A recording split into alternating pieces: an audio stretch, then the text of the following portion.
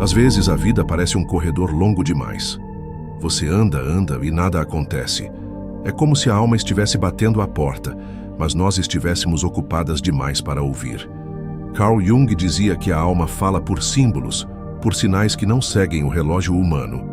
E, no entanto, vivemos como se pudéssemos convencê-la a correr, como se pudéssemos arrastar o sagrado para o ritmo da nossa ansiedade. O preço disso é um vazio que cresce silenciosamente, como um campo abandonado onde nada floresce. Vivemos em uma cultura que idolatra o fazer acontecer. O esforço constante virou medalha de honra. Mas, no fundo, essa pressa não é força, é fuga. Fugimos do silêncio, da espera, da possibilidade de não termos o controle.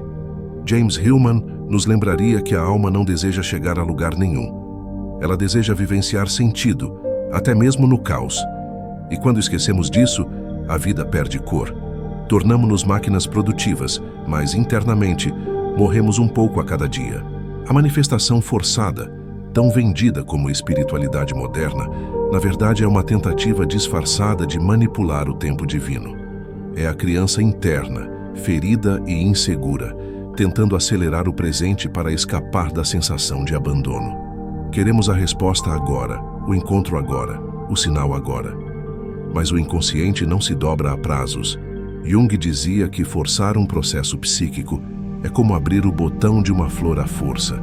Pode até parecer que a forma está lá, mas a essência foi destruída. Por trás desse impulso, há um corpo saturado. Mulheres sobrecarregadas, acostumadas a acreditar que só serão amadas se nunca pararem. Crescemos aprendendo que o descanso é preguiça, que a pausa é fraqueza. Essa crença nos mantém correndo, mesmo quando já não sabemos mais para onde. O corpo fiel ao costume responde com química de guerra, cortisol, dopamina, a cada meta batida, uma descarga rápida de prazer. A cada ausência de resultado, um mergulho no desespero. Um ciclo vicioso que sequestra nossa paz. O problema é que a alma não floresce sob ameaça. Ela precisa de espaços não preenchidos, de ritmos que lembram o mar e não o cronômetro. Quando forçamos demais, não apenas afastamos o que é nosso, afastamos a nossa própria essência. E talvez seja por isso que, mesmo quando conseguimos o que queríamos, algo ainda falta. Algo que não pode ser comprado, conquistado ou manipulado. Talvez, no fundo, o vazio que sentimos não seja a falta de mais coisas acontecendo. Talvez seja a falta de nós mesmas acontecendo no nosso próprio tempo. E se, nesse silêncio desconfortável que tanto evitamos, estivesse o único solo onde a vida pode plantar aquilo que realmente nos pertence? O erro silencioso de tentar acelerar o tempo da alma.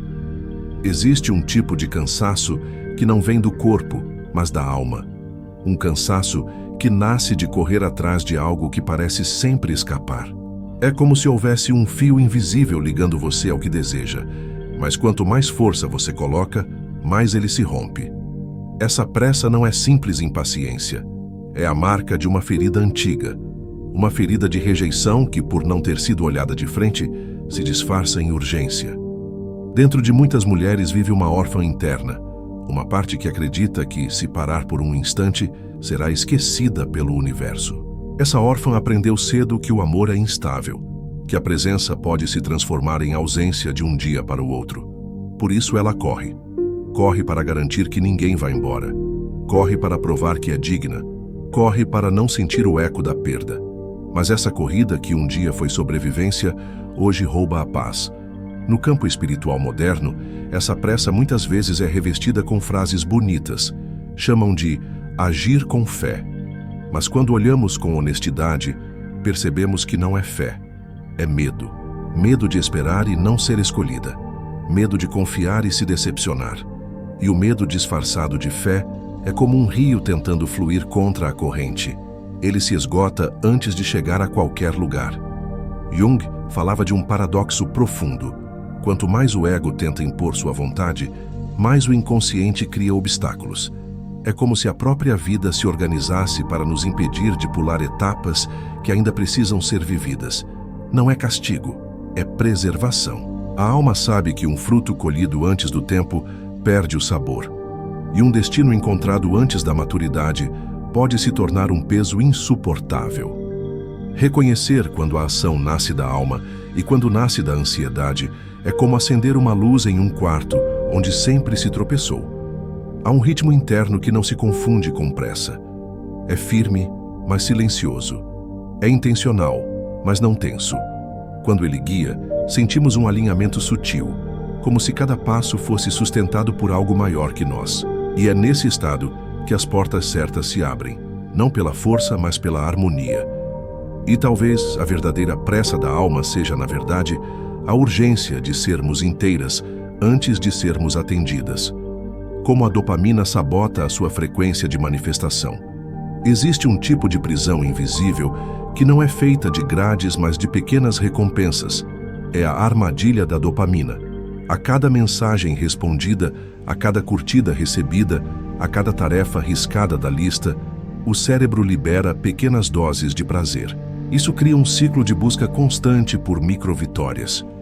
E sem perceber, passamos a viver como caçadoras de estímulos em vez de guardiãs do silêncio onde a alma fala.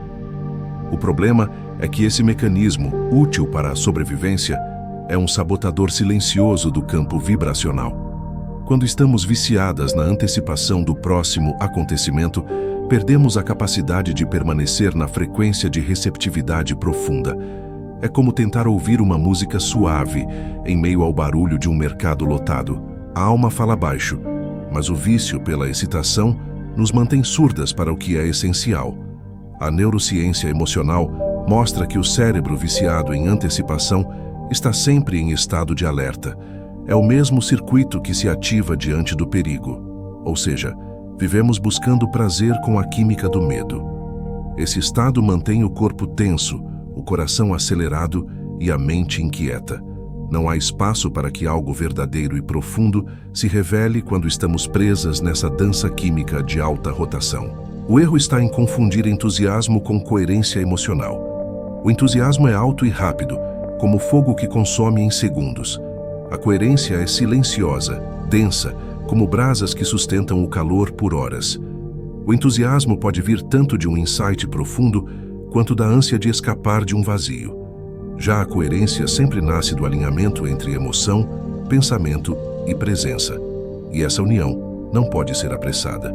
Romper com essa dependência não é sobre rejeitar o prazer, mas sobre desacelerar para sentir quando ele é verdadeiro. É permitir que a excitação dê lugar à profundidade. É transitar do pico imediato para a planície fértil, onde as sementes do destino criam raízes. E nesse espaço, a manifestação deixa de ser um ato de caça e se torna um gesto de comunhão com algo que já existe, apenas esperando o tempo certo para emergir. Talvez a verdadeira química da manifestação não seja feita de explosões de dopamina, mas da serenidade silenciosa de quem sabe que o que é seu não precisa ser perseguido. A verdade oculta por trás da sincronicidade. Para Jung, a sincronicidade não era mágica nem coincidência comum. Era a expressão simbólica de uma psique em harmonia com seu centro mais profundo. Quando estamos alinhadas com esse centro, o mundo ao redor parece responder, não com lógica, mas com significado. É o livro que cai na sua frente no dia certo. O encontro inesperado, que muda um caminho inteiro. A frase ouvida por acaso, que responde a uma pergunta silenciosa. Mas essa linguagem secreta da vida não se manifesta em meio à fragmentação interna. Quando estamos divididas entre quem somos e quem tentamos ser, entre o que sentimos e o que mostramos, é como se o sinal fosse interrompido. O excesso de desejo, a pressa e a identidade hiperativa criam interferência como o ruído branco em uma frequência de rádio. O resultado é que, mesmo cercadas de sinais, não conseguimos reconhecê-los. A fragmentação psíquica nos afasta dessas coincidências significativas porque nos impede de sustentar a presença necessária para percebê-las. É como caminhar por uma floresta com pressa demais para notar o som das folhas, a direção do vento ou o brilho de algo no chão. A vida está sempre falando, mas a pressa é surda. Lembro-me de uma mulher que passou anos tentando encontrar sua vocação. Ela buscava cursos, lia livros, fazia listas de possibilidades, mas quanto mais procurava, mais se afastava de si. Até que um dia, cansada, parou. Foi nesse silêncio que algo começou a se reorganizar. Ela começou a reparar nas conversas casuais, nos interesses que surgiam sem esforço, nas oportunidades que vinham sem convite formal. E quando percebeu, já estava vivendo sua vocação, sem nunca tê-la encontrado. A sincronicidade floresce quando deixamos de caçar e começamos a escutar. Quando aceitamos que não somos nós que puxamos os fios do destino, mas que caminhamos sobre um tecido que já está sendo tecido por algo maior. Nesse espaço, o mundo deixa de ser um campo de batalhas e se torna um livro aberto, onde cada página é virada no tempo exato em que estamos prontas para lê-la. Talvez os sinais que você procura já estejam à sua volta, mas só possam se revelar quando você parar de correr para tentar encontrá-los. A espera fértil. O que a natureza ensina sobre tempo simbólico? A natureza nunca se apressa. A semente não questiona o inverno. A lua não tenta adiantar a sua fase. O rio não exige que o mar venha até ele. Ele simplesmente segue, confiando que o encontro acontecerá. Existe nesse ritmo uma sabedoria silenciosa que contrasta com a urgência humana de chegar logo. É uma lição que esquecemos quando tentamos moldar o tempo ao nosso desejo, ignorando que o próprio tempo é um arquétipo sagrado. O corpo feminino guarda essa memória antiga. O ciclo menstrual, assim como as fases da lua, é um mapa de espera e transformação. Há dias de expansão e visibilidade, e há dias de recolhimento e escuridão. Ambos são igualmente necessários para que a vida se mantenha. Na lógica da alma, a pausa não é ausência, é gestação. O invisível está trabalhando mesmo quando parece que nada acontece. Mas vivemos sob a pressão de uma produtividade linear, onde parar é sinônimo de perder. A pausa é tratada como ameaça, não como bênção. É por isso que tantas mulheres se sentem culpadas quando tentam desacelerar, como se o valor delas estivesse diretamente ligado ao ritmo frenético que conseguem sustentar. Essa crença não apenas adoece o corpo, mas também desorganiza o tempo interno que rege os processos da alma. Cultivar o silêncio e o vazio criativo é uma prática de confiança radical. É como criar um jardim e resistir ao impulso de cavar a terra para ver se as raízes estão crescendo. Essa espera fértil não é passividade, é participação silenciosa. É manter o espaço sagrado para que algo maior se revele, sem que o ego precise tocar ou acelerar. O tempo, nesse sentido, é um espelho da confiança arquetípica. Confiar é aceitar que o que precisa florescer virá, mesmo que o caminho seja subterrâneo por um tempo. O sagrado não se apressa, porque sabe que a pressa não cria nada duradouro.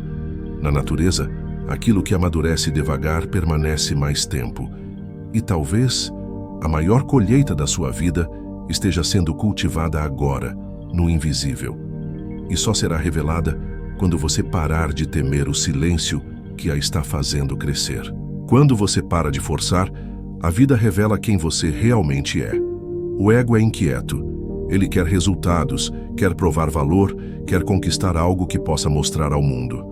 Mas a alma não está interessada em colecionar troféus. Ela quer se revelar. Quer que você se veja de verdade, mesmo que isso signifique atravessar territórios internos onde nada é confortável. Quando você para de forçar, não é que a vida de repente dê certo, é que você finalmente consegue enxergar o que já estava lá, esperando para ser reconhecido. A verdadeira manifestação não é produto de esforço mental ou de pensamentos incessantemente positivos. Ela é fruto de coerência vibracional, quando seu sentir, seu pensar e seu agir caminham no mesmo compasso. Nesse estado, o que chega até você não é puxado pela força, mas atraído pela ressonância. É como se a vida dissesse: agora sim, você está pronta para sustentar o que tanto pediu.